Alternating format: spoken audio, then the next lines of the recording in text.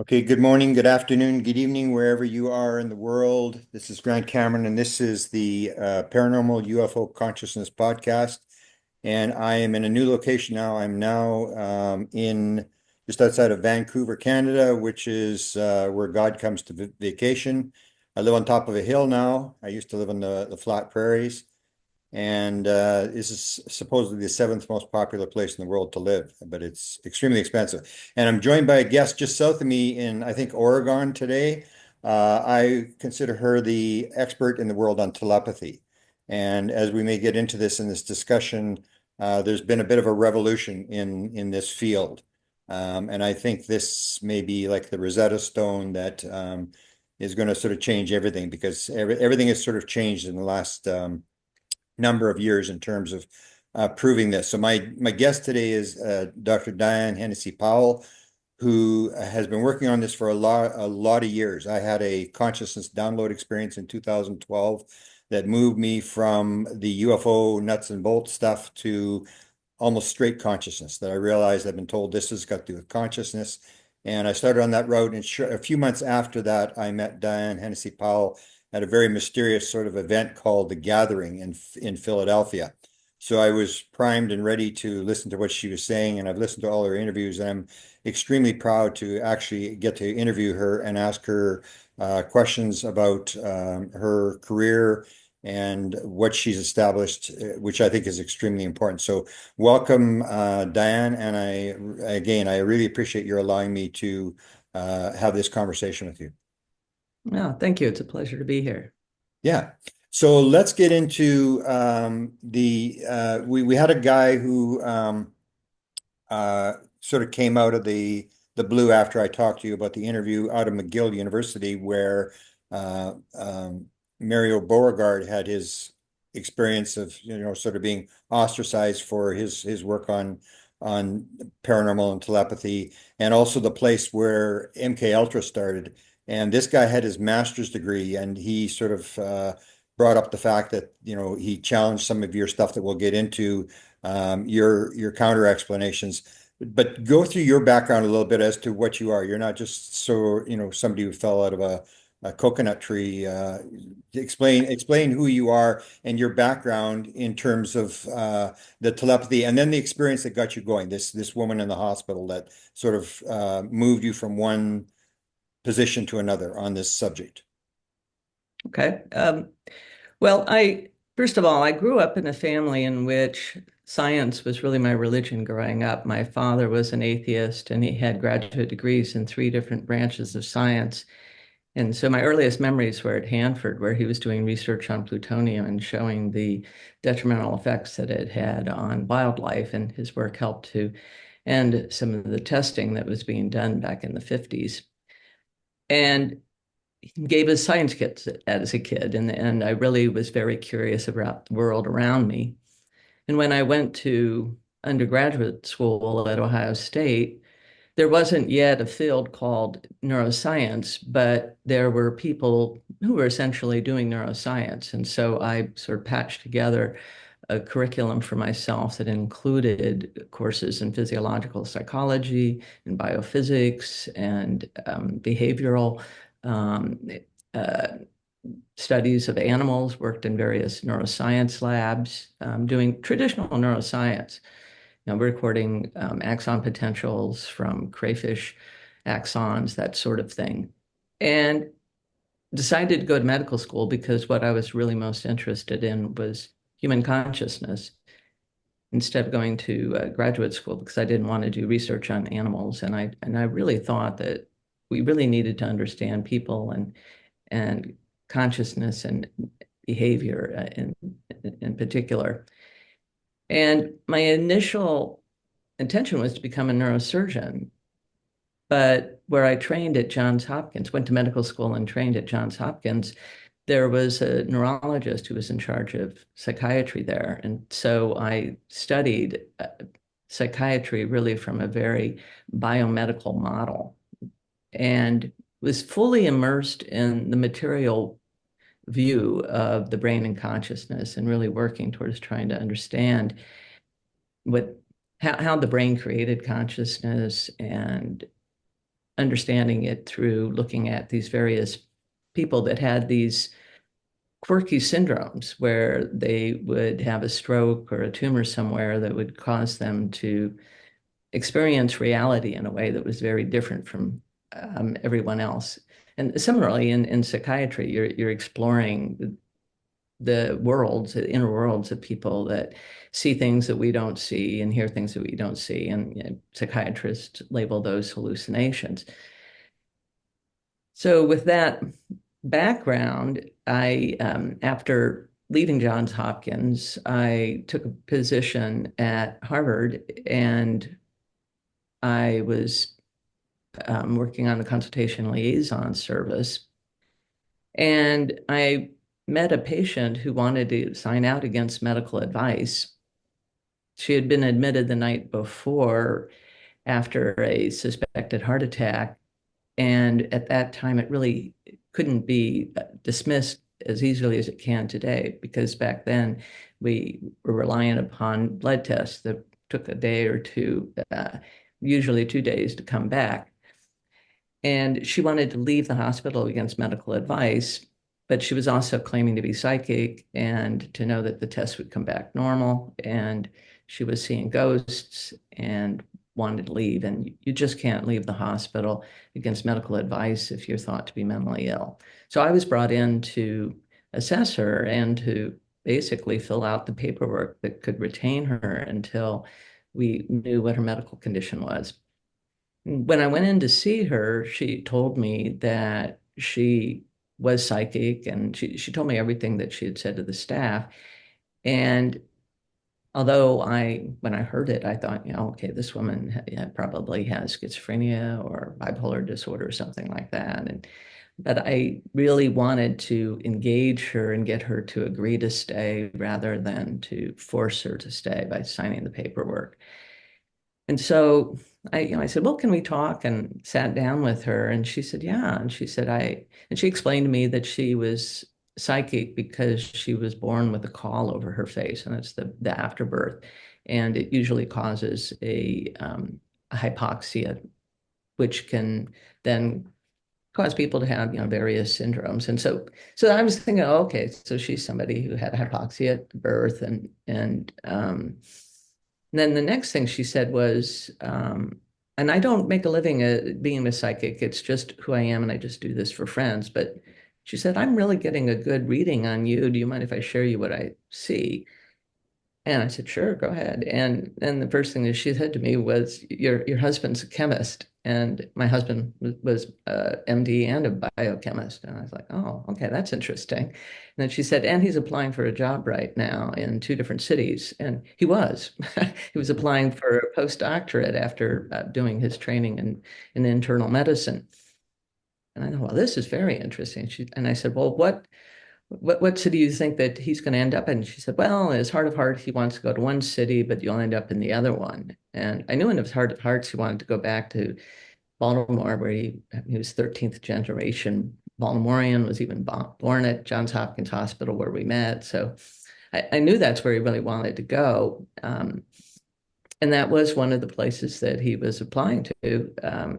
And the other one was San Diego. And after I gave her a list of several cities and just said, well, which one of these is it? She said, oh, it's San Diego. You'll end up there and you'll have only one child. It'll be a daughter. And that turned out to be true. They're moving there. I got pregnant and had a daughter. And so she really just, she blew my mind on the one hand, because I'd never seen anybody able to do something like that before. I'd met somebody who was a professional magician when I was a teenager, but I just kind of brushed it off um, to some kind of magic, because that's what he told me it was. But when I met this woman, I thought, wow, okay, this is really interesting. And I was already aware of something called savant syndrome, because when I was in my last year of training um, at Johns Hopkins in neuropsychiatry, I met Oliver Sacks, who had written a book about savant syndrome. And I was just really intrigued by these cases that he described, the most interesting one to me at the time was these twins who had been institutionalized, and they couldn't do basic self-care things at all. They really couldn't even do basic arithmetic, but they were able to generate prime numbers in 6 digits that were consecutive to one another and would sort of say them back and forth to one another in a game. And at that time, the computers could only generate prime numbers to 12 digits. And Oliver Sacks was able to test them and find that they were generating them to 12 digits, and he was able to validate those, but they even went and were generating 20-digit numbers. And that was just one of the things that they could do. They could also, if you spilled a box of matches onto the floor, they both simultaneously, instantaneously said the number of matches. And I thought this is really fascinating that there's somehow their brains are processing information differently than ours. And that's why they're not able to do some of the things that we learn in school. And yet they're still accessing information that most of us are not able to access. And that interest in savant syndrome led me to go to England for 6 months to study with Sir Michael Rutter, who had been knighted years later for his work on autism. And at the time, autism was only one in about 10,000 children. And so even though I was there with him for 6 months and seeing children from 8 o'clock in the morning until 5 or 6 o'clock at night, I only met a handful of autistic children while I was there. And so it struck me as a really, really intriguing condition, but I also knew that it was very rare. And indeed, when I came back to the States and was pursuing an academic career, it was just too rare. People said, you can't do that for your academic career. You need to pick something much more common.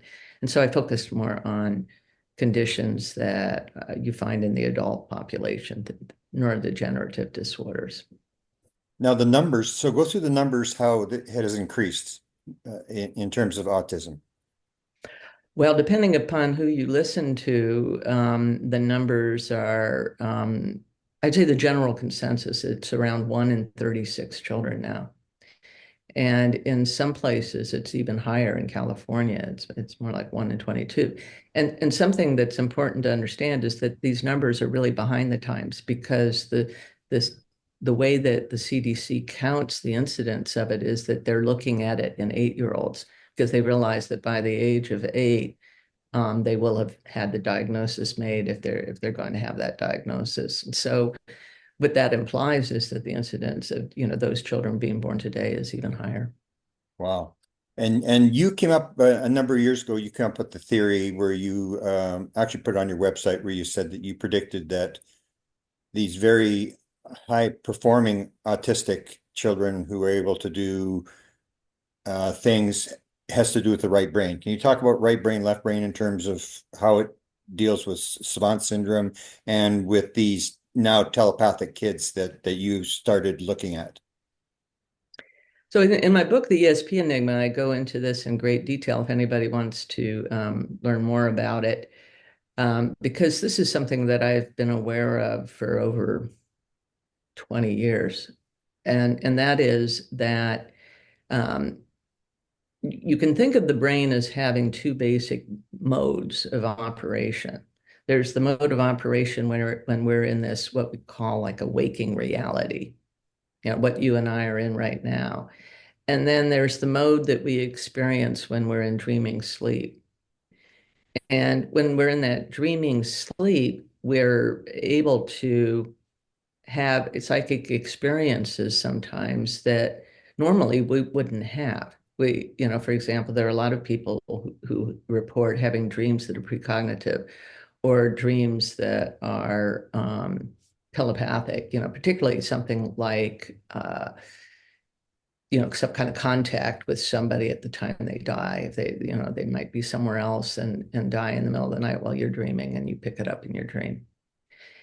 And that really intrigued me. And then there's also a long lineage of research that's been done on dream telepathy, where you would have somebody at a distance looking at a picture or a painting, and there'd be someone in a laboratory who's dreaming, and then when they are in REM sleep, which you can tell when they're in dreaming sleep because the eyes move back and forth very rapidly. When they're in that dreaming state, you wake them up and you say, "Oh, what were you dreaming about?" And then they would look at the concordance between what they reported they were dreaming about and the painting. And there were oftentimes astounding results. I mean, in terms of, the degree which there was a correspondence between the two. So I was aware of that as well. And I thought about it and I thought, well, that that is very interesting, because during dreaming sleep, the right hemisphere, which is the hemisphere that is associated with Gestalt thinking, um, and it's not associated with your logical, linear, analytical, verbal thinking, which is what most of us are educated into. I don't know how much of our being that way is because we've been educated into that, or that it's that many of us are just born more predisposed to be that way. But clearly, most of us, that's how we process information. And what these savants do is they process information in a way that makes you think that their right hemisphere is probably more dominant than the left hemisphere, which is what you see in dreaming sleep. And so I thought that if anybody during their waking consciousness would be able to, demonstrate these phenomena, it would be someone who is also right hemisphere dominant, and that would be a savant, in terms of to the most extreme degree. Because if you look at these savant skills, like instantaneously counting up the number of matches on the floor, I mean that's Gestalt thinking, that's holistic thinking. And if you look at then what their deficits are, their deficits are along the line of the linear, analytical, um, sort of more language-based skills. Then the other thing that I realized was that during dreaming sleep, the frontal lobes are also less active. And the frontal lobes are the part of the brain that creates sort of our expectations. It's what, is used for executive functioning and thinks of consequences. And because the frontal lobes are reduced in function during dreaming sleep, it's another one of the reasons why our dreams can be full of things that we would never expect. We can, see something that you would never encounter in your usual waking reality, like a four-headed cockatoo or something like that. I mean, and in your dream, you can just totally accept it, like, of course, that. And if you look at brain development, you'll see that in children, the frontal lobes are naturally less active. They're the last part of the brain to develop, and they're not completely hooked up to the posterior parts of the brain. And so it's one of the reasons why children can be so impulsive. They're not thinking about consequences.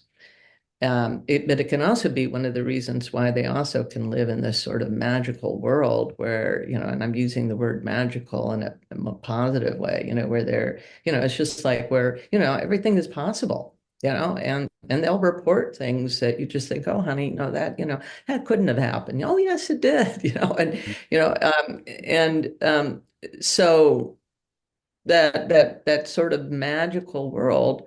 Interestingly enough, and sometimes you'll find in people that are developing these neurodegenerative disorders, like Pick's disease, where people have, as they get older, their brain is atrophying in the frontal lobes, and so they're having less of that inhibition from them.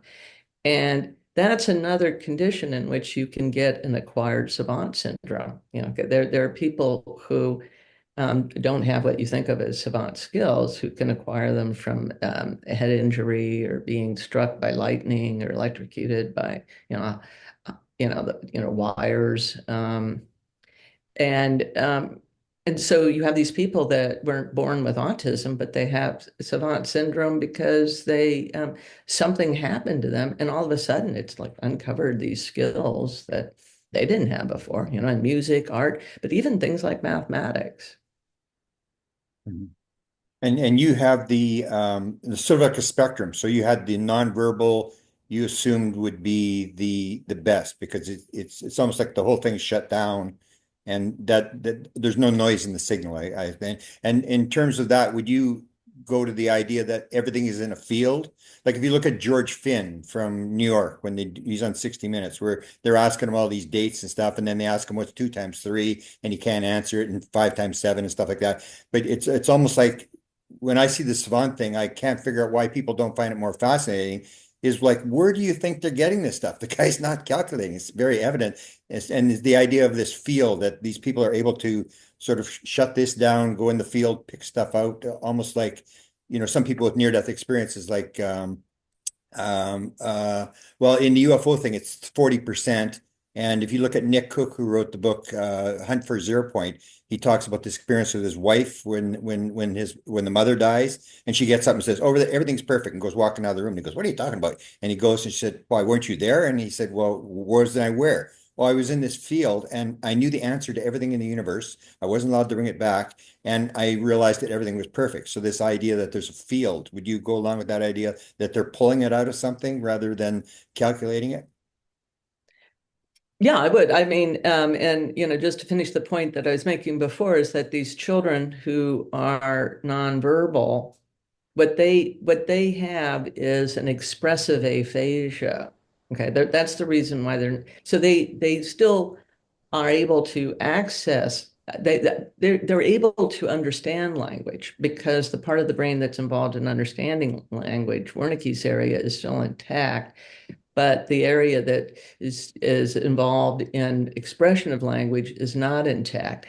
And that area, Broca's area, is in the left frontal region of the brain. So because that area is not that active, it's like, oh, okay, that's exactly what I'm saying is that the frontal lobe's less active and right hemisphere more dominant. And then in terms of the field, absolutely. I think that savant syndrome can be best understood as um, the individuals being able to navigate a field of information that most of us don't tap into on a regular basis. And it, I think that that's one of the things that gets left out of our conception of reality is, we talk about things as being matter and energy, but there's also information. So that's an essential thing to be put in there. And fields are organizing. If you look at a magnetic field or you look at a gravitational field, it organizes that which it influences. Mhm. And consciousness, and I discuss this also in my book, The ESP Enigma, consciousness has a lot of the properties of a field. Mhm. Why are you the only one that's really working like an academic on this area? And if so, why is science not looked at this? Because when I show, for example, the video you did with Haley, I'll show this in the odd lecture, and I'll talk to people and show it to them, and they just go, "Well, that's kind of interesting." And I go, "Kind of interesting. You don't find that absolutely fascinating and understand? I try to figure out what's going on. I mean, why has science sort of rejected this? Is it just this idea that Max Planck says that, you don't convince your opponent by convincing him he's right. Everything advances when they die, and, one funeral at a time, science advances. Why is science so against this sort of concept where they don't even find it fascinating. They just sort of look at it and say, yeah, okay, it's kind of interesting. And savant thing is you can't deny the savants are doing these things, and yet there doesn't seem to be any interest. How do you see that? And it's kind of there's a lot of these vicious cycles that are at play here because what I find, for example, is that the kind of individual that you're talking about, that you're trying to get excited about this, is probably a person who is highly educated and extremely analytical and extremely left-brained, Mhm. and with high executive functioning, who is therefore they're not going to be easily influenced by something that they haven't ever experienced directly, and yet they've got exactly the brain functioning that would make it harder for them to experience that than someone else. And so then they really have to witness it. And when you're talking about people who are that skeptical, um, what they demand as a standard of proof is so extraordinary. I mean, they want these children to be in separate rooms. They want and they want to, as close to 100% accuracy as possible. I mean, they make the task very difficult. Um, and one of the problems that, I mean, a lot of these children, I've seen enough that I know that these children are picking up information. And it and I've been hearing accounts about this for 15 years. I mean, I put it out there as a hypothesis that if anybody could prove telepathy, it would be these children. And I've received countless emails from people all over the world who say you're absolutely right. And what's interesting is that the people I get the emails from are just the tip of the iceberg, because the people who contact me are the ones who have taken the time to spend time with the child to actually see what's going on, number one, and number two, to actually look on the internet to see has anybody else ever reported this, because they can't believe what it is that they just experienced, because I mean they're frequently attorneys, doctors, lawyers. I mean, I'm sorry, I said lawyers already, but they're school teachers. I mean, engineers. They are not the kind of people. They're not the people that are these new agers that are attending meditation retreats, who are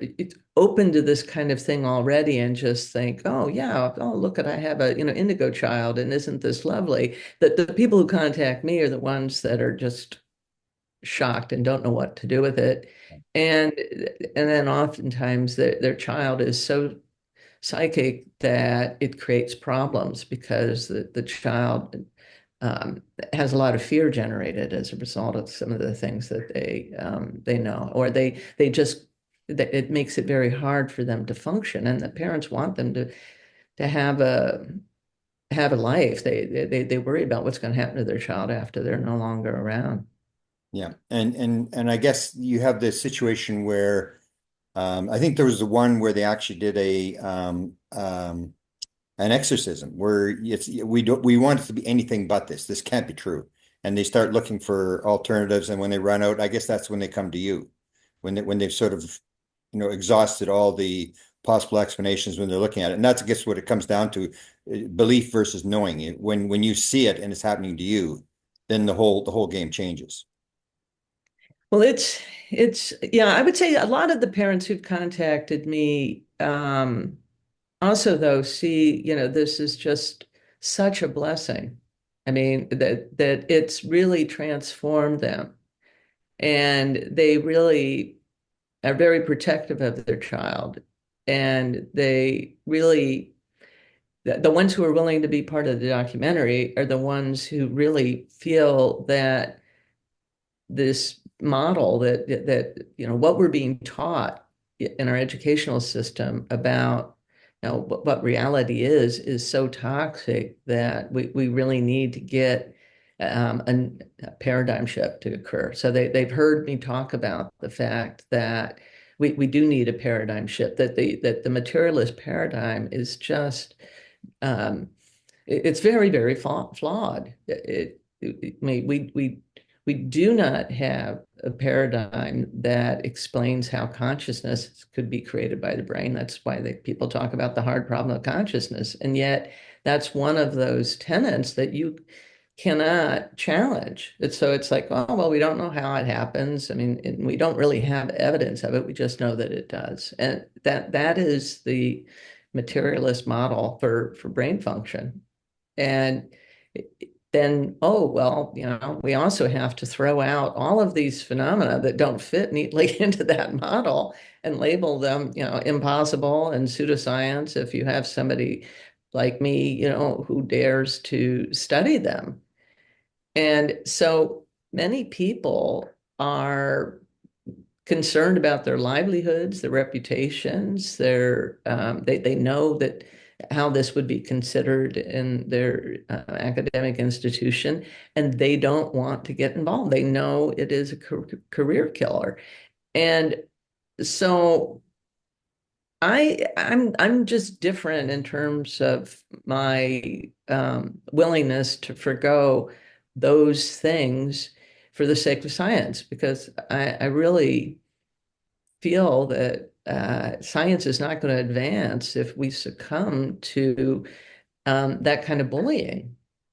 Now, you're part of a group that did a petition or a whatever you want to call it on post-materialist science. Can you talk a little bit about that? That there is some movement in terms of scientists getting together and sort of joining hands and saying this is where we got to go. Yes, there were several hundred scientists from academia who signed a manifesto over a decade ago stating that we no longer believe in materialism and it's time for a post-materialist model. Now you don't have a unity in terms of what that post-materialist model might be. I mean, it may be that the scientists believe that we need to look at quantum effects and our understanding of brain consciousness, and that's still considered a post-materialist model. But it goes from that to scientists like myself who've come around to the idea that consciousness is primary and fundamental, that it's not created by anything, that in fact, if anything, it itself has creative properties. Wow. Now let's get to the children. I have a question that I always wanted to ask you for years. I heard you in one interview talk about your own sort of it's experience you had, and I don't know if I have it right, but you talked about a bicycle accident. Can you describe that story again? Because I found that very fascinating. But then I tried to find it and I couldn't find it, and I don't remember what the punchline of it was. I haven't told that story that many times, so you'd have to go through. There are a lot of podcasts of interviews of me.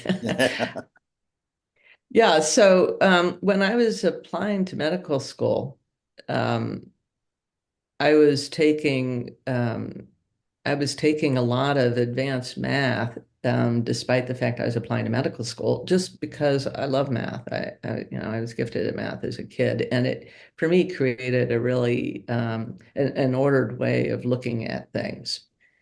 And so I was taking this math class, and there was this woman who sat next to me, and she said, "Well, where are you applying to graduate school in math?"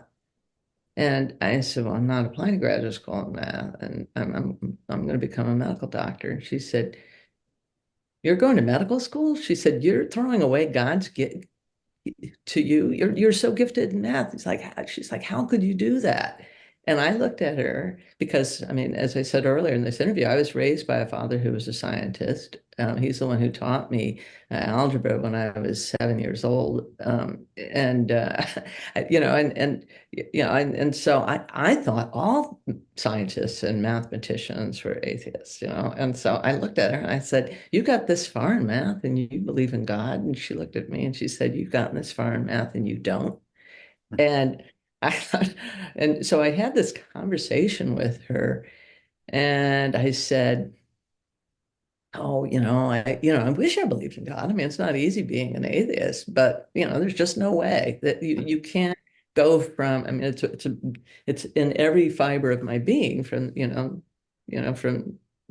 my earliest memory." And so anyway, so the next morning I was leaving chemistry class or chemistry lab, and as I was walking across the street, I was hit by somebody on a bicycle. It wasn't that I was on a bicycle, got in an accident. It was that somebody came out of the blue, coming, and it was raining, and she wasn't looking where she was going, and there were parked cars on my side of the street that I was, walking off the curb from, and she just came bearing around, and I don't remember anything, other than, I barely remember stepping off the curb. And the next thing I remember, I came to after being unconscious for several hours on a neurosurgery floor.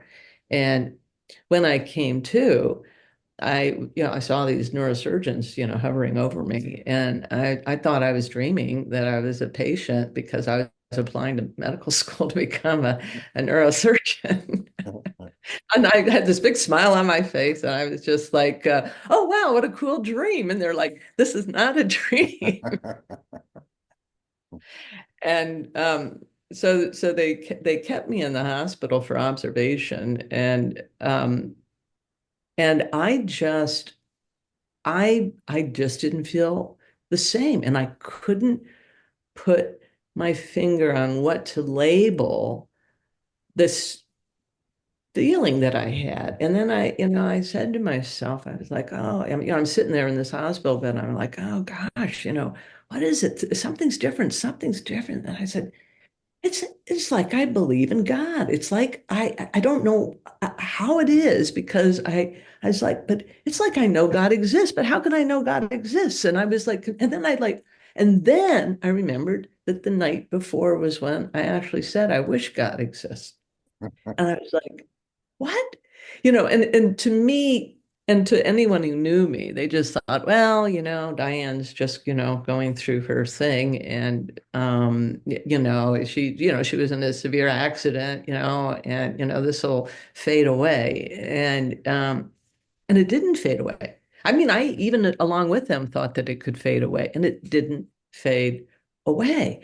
And then that really that piqued my interest.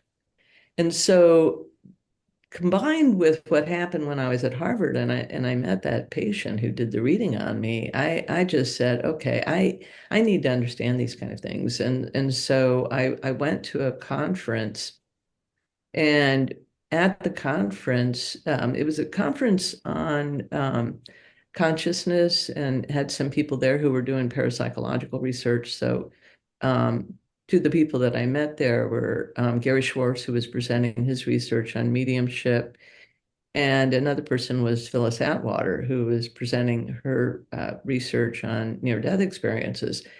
And she put up a list of all of these sequelae of a near-death experience that was more, it was a combination of psychological effects in addition to physiological effects. So not only an increased sense of purpose or meaning to life, and a more spiritual interest, right? But she also talked about heightened sensitivity to certain things, and um, and some instabilities, let's say, that really are in those things that are controlled by the vagus nerve, which is the parasympathetic, the major nerve of the parasympathetic nervous system. And so I'm looking at this long list. I'm like, wow, I have a lot of those. And So I went up to her afterwards and I said, I said, do people ever report having all of these, these symptoms, but they didn't have a near-death experience? I said, I didn't have a near-death experience. I mean, I never, came close to dying and, being revived in that, but I was in an accident where had a severe concussion, and she goes, oh yeah, I was unconscious for some hours, and she goes, oh yeah, oh that can cause the same exact thing. And so then I acquired after that this interest in near death experiences, and I thought, besides these autistic children, those people who've had these near death experiences also seem to have access to information that you wouldn't think that somebody would have access to. It's as though, just like with the acquired savant syndrome, where you have, an accident, you with the near-death experience, it's also it's a very similar sort of thing. Yeah. Trauma does play a role, right? In terms of a lot of this stuff. You see it over and over again, whether it's child abuse and then suddenly they become mediums and stuff like that. And so people look at that as sort of a negative thing, but in art, when we look at it, we look at like it's almost like it rips the veil or it sort of triggers something. And so fascinating. Now let's get to your expertise and why I wanted to do the interview. The kids you've worked with, how many kids do you figure that you've got contact with who are these kids who are doing the telepathy and nonverbal autistics? How many do I currently have contact Yeah, with? like that you would know of that because when I first heard about you, you had Haley, you had Ramses, and then I saw this one girl in the United Arab Emirates. I only thought there was like three of them, and then when I talked to Kai Dickens, it was like there's piles of these kids around, and so and you've dealt with a lot of these kids. So how many would we be looking at in terms of a study? If you were to do a study and you were to pull these kids, how many would we be talking about? That's one of the things I'm trying to get the numbers on now because so prior to meeting Kai about close to 4 years ago, I probably had about 60 children who had contact whose family had contacted me over the years, and then, and Kai wanted to really work with the ones that were the newest, the ones that she hadn't even, that I hadn't even met yet, because she really wanted to see it from the very beginning and document it from the very beginning. Um, so I haven't had a chance to, but I plan to go back and um, contact the ones who've contacted me over the years and see, do they still have this ability or have they outgrown it, and to what extent are they able to do it with independent typing, that sort of thing. But since the podcast, um, we've had people contacting us as well, with kids, Yeah. and so I'd say all told, we're probably up to 100 kids or so. I mean, but as I said, it's probably just the tip of the iceberg because there are a lot of people who've never really tried to teach their child how to spell to communicate, because spelling to communicate is labeled as this, Crazy. Absolutely crazy. yeah, yeah. Yeah. It's also labeled as pseudoscience, and yet if you look at these kids, you can tell that a communication is occurring. I'm talking about ordinary communication. I mean, you see the expressions on the kid's face, and when they know they've communicated something and they got what it was that they were communicating they wanted. If the mother is saying, "Well, what do you want to drink?" and the kid types out orange juice, and the mother gives them orange juice, and you see the kid go, oh, looking at it like, yeah, exactly, that's what I wanted, as opposed to one of these kids who can't communicate, and you go see that the mother gave them orange juice and they didn't want orange juice, they may have it thrown in their face. Now, So it's for people who are listening who don't really catch on, what we're talking about here is not we've had TESP tests done in the past where, instead of 25% chance, they get 35 and it's statistically significant. The kids we're talking about here are kids will be scoring at 100% or close to 100%. And that just defies me that people can't see that as being significant. It's like, you don't think that's significant? And how would it change the worldview if everybody accepted this? That was one thing that a high level government person told me about UFOs. When the dog catches the car, what are you going to do? So let's assume that everybody suddenly believed this.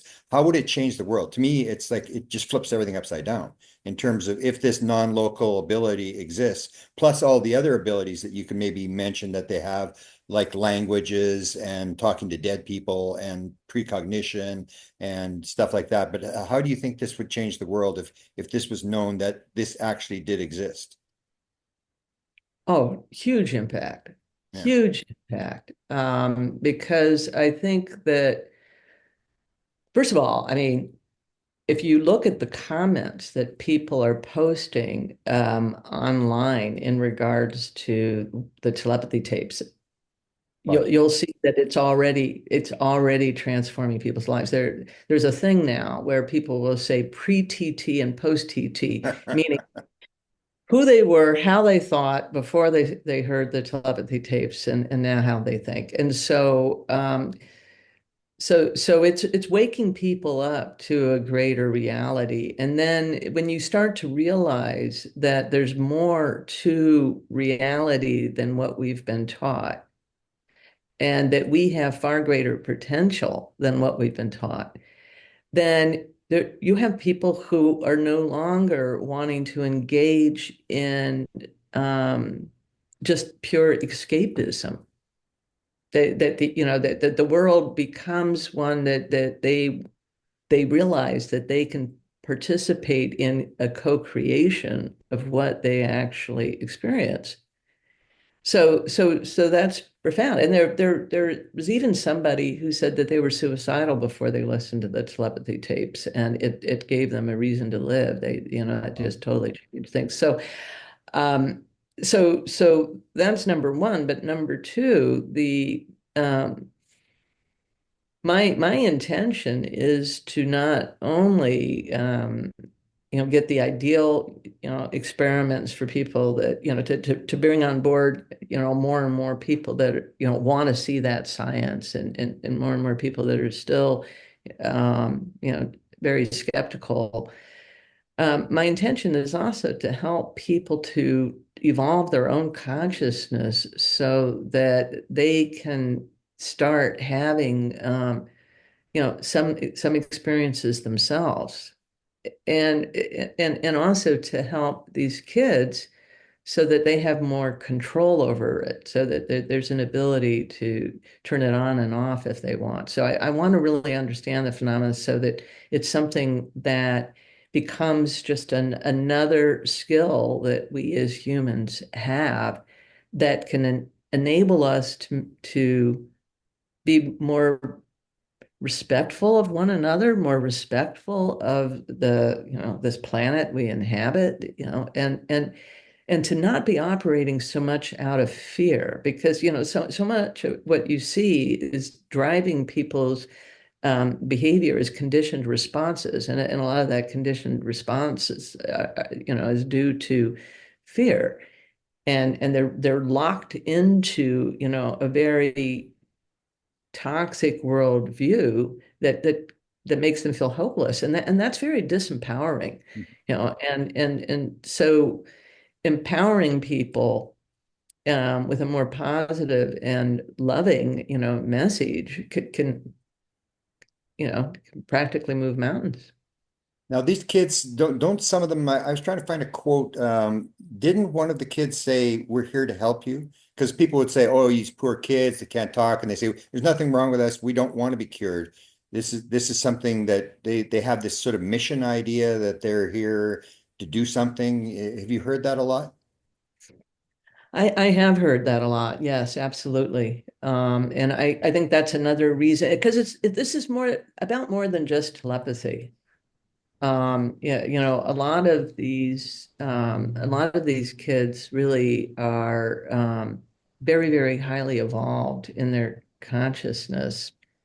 And they're here to demonstrate to people something. It kind of reminds me of, back, and whether you believe that Jesus was a real man who walked the earth or not, when you had someone like that, Jesus walking on earth embodied and showing people certain things, it sort of snapped people into a different era. We went from um, we went from an Old Testament religion to a New Testament religion that was really more about brotherly love and forgiveness and that sort of thing. And so I think that having these individuals who are highly evolved, um, basically being coming onto the planet now, with this message of hope and love uh, Yeah. and that there's something more, that we are immortal, that we do have souls. Um, I think that that could really kick us into a whole other sort of era. Yeah. Because I was actually going to do a book called The Jesus Circus. It was like the idea that Jesus comes, the same as these kids, or the UFO thing. It's, what are UFOs doing? They're not doing anything. They're just doing these weird things that make you go, what's going on here? And these kids are coming with these, almost like Jesus. I say, if Jesus hadn't done the miracles, like almost like the savant kids where they're 100% telepathic, they're speaking 6 or 8 languages and stuff like that. I mean, you would never know who Jesus was unless you'd done that. So you do this weird thing that drags you in, and then you get the message, which I hope that you guys can get the message out rather than just proving that it exists, because there's so much more as to what these kids are telling us in terms of almost like they're talking to God and they're talking to people and they've got these messages, and you get past the fact, yeah, this is real. These kids have it. And so why is this happening? And what's the message these kids have, and what's really going on here? Exactly. Exactly. So talk, I think your two most famous ones were Haley and Ramses, who's behind me. You can't really see him very well there. Can you talk about that? Because I didn't realize until I listened to the Telepathy tapes. I knew you had Ramses who spoke all these languages, whatever it was, 8 languages at 2 years old or whatever it was, or 5 years old. And I didn't realize until I heard the Telepathy tapes that was very common, that basically a lot of them speak languages. Even Haley, I think the way they discovered her was this, where they ask how do you say I love you in German? Was that correct? Where these kids have, and that's the same thing again as the telepathy, is how can you actually say this is not interesting or it's not so important? Like to me, it's like, how the heck what is really going on here? That it's just totally impossible. And you can think of all the stupid answers and counter explanations. There's just no way. These kids have so many abilities that just defy the materialistic paradigm.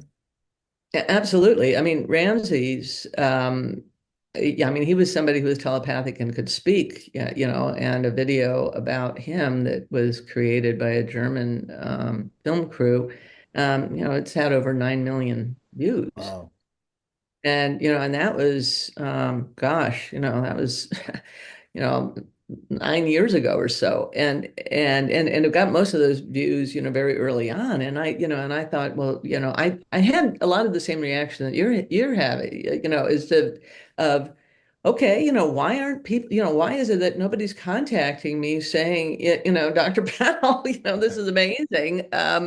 This really needs to get studied. And it's one of the reasons why I kept going on podcasts and being interviewed by people. And I presented at scientific conferences. Um, and yet, it's just like, as they say, crickets, Yeah. and so,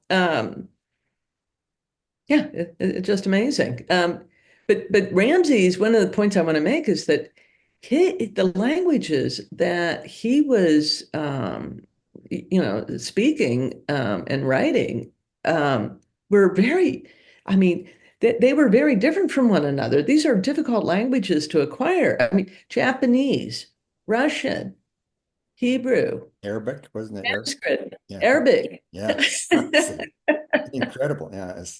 Yeah, it wasn't just like Spanish and English, Yeah. although those were two of them. It was like, all of these languages that it's like, wow. And so and he was like he got kicked out of it was either kindergarten or pre-K because the teacher was trying to teach him how to count to 10 and he was counting to 1,000 in all these different languages. That's absolutely, yeah, that's it's almost like at one time Guy wanted me to do a series of shows and said, what would you like to do? And I said, I'd like to do savants. And they said, we don't have a travel budget. And I'm going, come on, somebody's got to do something with this. I mean, all the various abilities. Talk a little bit about Haley, because I think that was maybe your most famous. I was trying to find the video that you did on her, which was absolutely fascinating. And what has happened to her now? She was, I think, 10 or 11 at the time you did it. Is she still around, and does she got the ability? Because I think you said some of the kids that that were taught sort of to read started to lose the abilities. So Haley was 11 when I tested her, and that was a decade ago. And I first found out about Haley because her father contacted me, and her father is a medical doctor, and her father also contacted Daryl Trefford. Right. And so Haley was evaluated by both of us. In fact, there's footage of an interview with Dr. Trefford talking about what he witnessed with Haley, and both he and I were saying, hey, look, there's something going on here. Um, so anyway, so Haley was someone who she was able to, at the time her father contacted me, she was able to type into what's called a talker. So it's like an iPad that has an electronic voice. So she would type the answer to these questions about, what am I thinking? Um, and the founder sent me these videos of her, and she was doing it with numbers, and she was also doing it with words. And I thought, oh, that's very interesting. And I told her that we really need to have a barrier between you and between her and the therapist, so that we know that there's no cueing going on. But these videos were pretty convincing. And when I got the backstory about it, what I found out was that this this therapist who was coming into the home to do homework with Haley um, was found that she was, although she wasn't doing basic arithmetic, that she was able to solve equations. She could get cube roots of numbers and solve these complex equations. And so the father thought that, oh, she's a mathematical savant. And so they were really, approaching it as that she was a mathematical savant, until one day when Haley was asked the answer to a math question, the calculator that the therapist was using died, and so she switched to another calculator, which gave the answer in logarithmic notation. And and without skipping a beat, Haley types the answer in logarithmic notation, and the calculator is totally out of her view. And the therapist is like, wait a minute here. Haley, how'd you do that? Like, you read in my mind. And then Haley said, yes, I see the denominators and numerators in in your head, and she's like, wow, and so she said, well, what's the name of my landlord? And Haley typed Helmet, which is an unusual name, and that was the name of the landlord. And asked her some other questions, and she's like, oh my gosh. And then she eventually got the courage to go and tell the parents, who were blown away by it. But then, it was demonstrated to them, and then they didn't know what to make of that. And then another therapist who was working with Haley discovered it independently as well, because Haley would make some of her spelling mistakes. And she said to Haley, "Oh, you're making my mistakes. Are you reading my mind?" And Haley said, "Yes." And then she said, "Well, if so, then, how do you say I love you in German?" And that's when Haley typed that. And so then I was able to go and test Haley under very controlled conditions with two different therapists. And so I, have, about 6 hours worth of experimental footage in which she's just going right at it, pointing on her. At that point, she was pointing on a stencil board because she really she regressed a little bit because of the anxiety that it creates to have a barrier between her and the therapist, and then all these cameras. We had 5 cameras covering the room, to catch every angle, and have microphones, and then we had digital clocks so that we could show um, that we really were, this was happening in real time, that it wasn't that we had footage where we were, trying to manipulate anything, et cetera. And so, and we did that in a 3-day time frame. And so, I thought, wow, we just have to deal with, with the fact that it's on a stencil board where she's pointing with her eraser, and essentially, 97, 98% accurate, and it would be 100% if you included the mistakes that she immediately after she made it, she realized it was wrong and went back and self-corrected. And so um, I've kept in touch with the family over the years, and she is still telepathic. Those therapists have stopped working with her long ago. Um, but the mother has now has a telepathic connection with her. I mean, initially the mother didn't want one. She was like spooked out by it, and she's like, "Well, all my thoughts aren't ones that I would want Haley to be." She was really afraid of it. But now they're still engaged in it. And so what I want to do is I want to go back and spend a more extended period of time with her, um, and create the kind of environment where where we can document what she can do, but have it be a very relaxing thing for her, where have her do some there's some exercises that you can do that really do help calm the situation down, and and then document it. Now, before we end, I want to get into the research that you're planning to do. Is it true that now got some research funds? Because you had a uphill battle, you lost your license, and you can maybe go through that story and the inability. You had Deepak Chopra looking, and yet you still couldn't really get the funding that you need to do this. Is it true that you've got a university where you're going to be doing some research and some stuff to show the abilities that these kids have? Yeah, well, so about my license, let me just say that I got on the board's radar because of a complaint that a family member made about uh, a patient who had stopped being compliant with treatment, stopped coming in to see me. He received a medical marijuana card from another provider, and it made him manic. And so then he started doing things that were not rational, but not a harm to himself. He was taking apart. He was creating all kinds of projects around his house, that he was all enthusiastic about, but he was kind of disorganized in the way he was doing them. And then one day he showed up in public wearing a dress, and it really disturbed the son who didn't understand why I couldn't commit his father against his will into a hospital. But the laws are such that you can't commit somebody for using marijuana and doing things like that. Otherwise, we'd be committing a lot of people. Yeah, yeah, yeah. Um, and so anyway, so he filed a complaint with the medical board, and then the medical board, they are an administrative law court, and so if they hear a complaint, they do an investigation of you online just to see, is there anything else going on, that we need to know about. And it was 2 years after my book on that the ESP Enigma had come out, and the title alone was enough to alarm them. The ESP Enigma, a scientific case for psychic phenomena.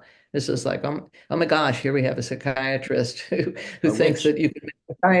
that you could make a scientific case for ESP like that. That's dangerous territory because it's like you're supposed to be labeling those people as schizophrenic and putting them on antipsychotics. And so then, I got my license back at the next board meeting because I don't have a history of mental, health issues, and I was able to, pass the psychological testing that I underwent, and they, and several, I mean, countless doctors and patients, called the board and wrote to the board to complain because um, they really appreciated my being a provider. And so anyway, so I got my license back and practiced for another 12 years. And but it financially set me back because I went 3 months without any income. I had to pay attorneys. I was licensed in two different states, had to defend my license in both those states. Wow. And so, I lost money on the ESP Enigma because of, that what it cost me in terms of that. And then on top of that, I stopped my book tour because if you were to Google my name, you would get this the medical board's sanction against me, as one of the first things that would come up, and so I just sort of dropped out of sight for a lot of people, and but I didn't stop doing the work. What I did was I decided that instead of writing another book, what I wanted to do is focus on two things. And one of them was to work on obtaining the best evidence that I could that these phenomena are real. To see if, if that could be obtained. And that's when I put it out there that I really wanted to study savants in a serious way. And it was after that I met Haley. And then the other thing that I wanted to do was come up with a theory for understanding how these things are possible. And that's what led me to uh, a lot of different things. I haven't written it up yet. It's something I want to do. But I wrote a chapter for the Oxford University Handbook on Psychology and Spirituality, in which I describe these components of the brain that never get discussed. I talk about microtubules and how they, I believe that they play a role in transmitting light. That really to look at brain function, we have to really think about this sort of interaction between light and water. Um, we are predominantly water. Mhm. And we also, I mean, a lot of people will say, a lot of these traditions say that we are light beings, and so if we are light beings, we're light beings that are interacting with water. I mean, I think that that's something that, needs a careful look. And so I've been, you know, um, basically working on a theory towards really understanding, consciousness and in a totally different way. And along the way, though, I became less and less interested in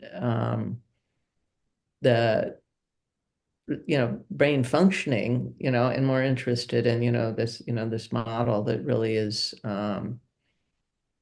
more of an idealist model, I'd say, more of a, that, as I said, consciousness is primary. Uh, and at the same time, I'm still interested in brain functioning because I want to understand, why is it that some individuals Yeah. experience these phenomena and other individuals don't?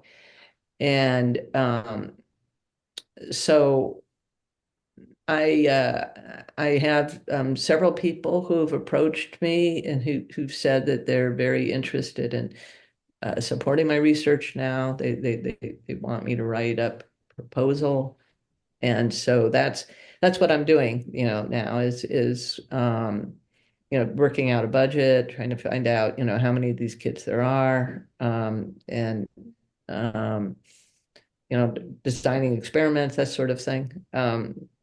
So that's and having it in collaboration with universities. I mean, I have people from 4 different universities who have expressed an interest in collaborating with me. University of Virginia, the That's Department of amazing. Studies, the University of Arizona, University of Oregon, and then also somebody at a university in the UK. Wow.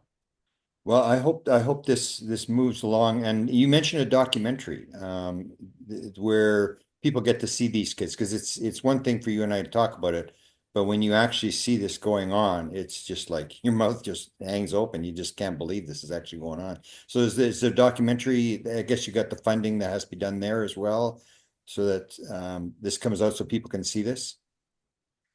Yeah, I mean, the original intention that Kai and I had was to make a documentary, but then she she was advised to do a podcast first, which I think was a good idea because it's helped to generate the funds for a documentary.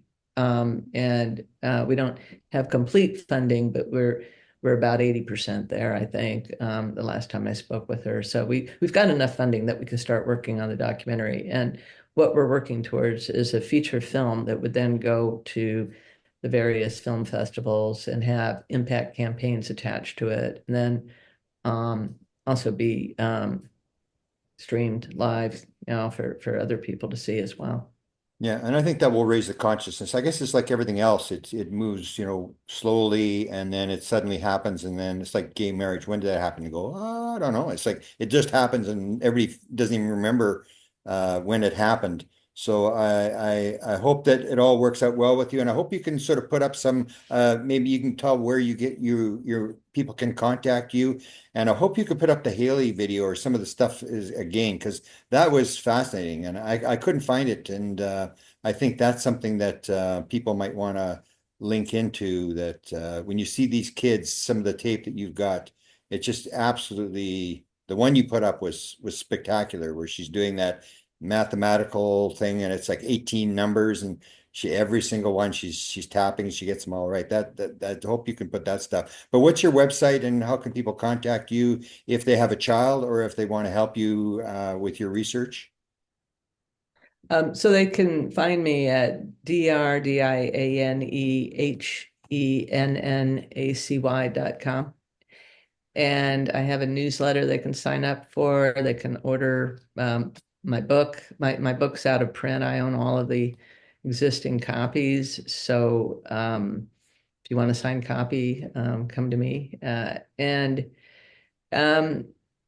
and then they sign up for my newsletter and you'll find out about what I'm doing. And I'm happy to post some videos of my old research with Haley. And Yeah, beautiful. Well, thank you for the conversation. I guess because I'm following this fairly closely. In fact, I sent it.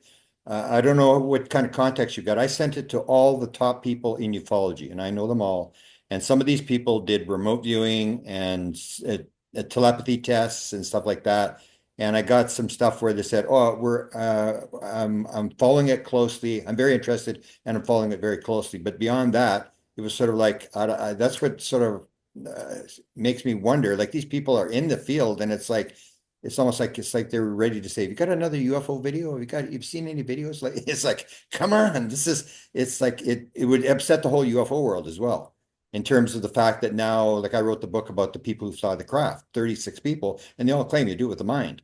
And so they all know there's a consciousness connection, but everybody's still racing after Congress to try to get, the technology and build weapons and bombs and all this, the fear stuff. And the whole concept, like even the Soul Foundation has cut out the woo-woo stuff. They won't allow it in there. And it's like they know it's real. They say, well, we want to do the nut, convince people of nuts and bolts first, then we'll go to that kind of stuff. People can't accept that right now. We got to first do the nuts and bolts. And it's like you're going to do nuts and bolts for another 80 years and waste another 80 years. You got to go to consciousness. You can't take that off the table. And it's strange how the UFO community has gotten into this materialistic paradigm of technology and all this kind of stuff of free energy and the whole idea. I think is not got anything to do with that. It's got to do with this message about what they're trying to tell us. And it's a lot of the message is consciousness. How does reality actually work? And as long as we're chasing nuts and bolts, I don't think we're going to get anywhere. So I sent it to everybody, and I even sent it to the guy who ran the gathering. And he said he was very interested to get back to me, and he didn't get back to me. So there's a lot of people, and it just mystifies me how I mean, it has caught on because the podcast has got huge numbers. And so, I mean, in that we can be, applaud, but in terms of the people that I thought would be all over it, they didn't do anything. They just sat there and said, "Oh, it's kind of interesting," and that was it. Well, there are a lot of people very, very interested in my work, and so I I think that it's I think that it's going to get a lot more attention. I Oh mean, yeah, it's and it's the genie is out of the bottle. yeah, yeah. I think this podcast, the last 6 months, I think is almost equivalent to the New York Times article for UFOs, where it just sort of flipped the table, and now you can talk about it without being ridiculed. And there's a lot of evidence, and it's the idea that you guys who are working on it, you've actually got hard evidence that you can actually not one person. You say if you got 60 people and they're all doing this stuff, and you show the scores. This is what science wants, like reproducible evidence, and this is what you've got is reproducible evidence now for telepathy. And to me, that changes everything. It's not like some guy, can guess a couple of cards and stuff like that. This is pure evidence that shows this is the real deal, and it changes everything. Yeah. So I wish you well, and let's stay in contact, and I'll help you wherever I can to promote this, because to me, this is the most important story I've seen in years and years and years. I've been at it 50 years, and this may be the biggest story I've seen, because this is the one I think that will turn the table upside down in terms of our belief systems. So I wish you well, and I'll stay in touch. Okay. All right. Thank you Okay, very much. thanks. Bye.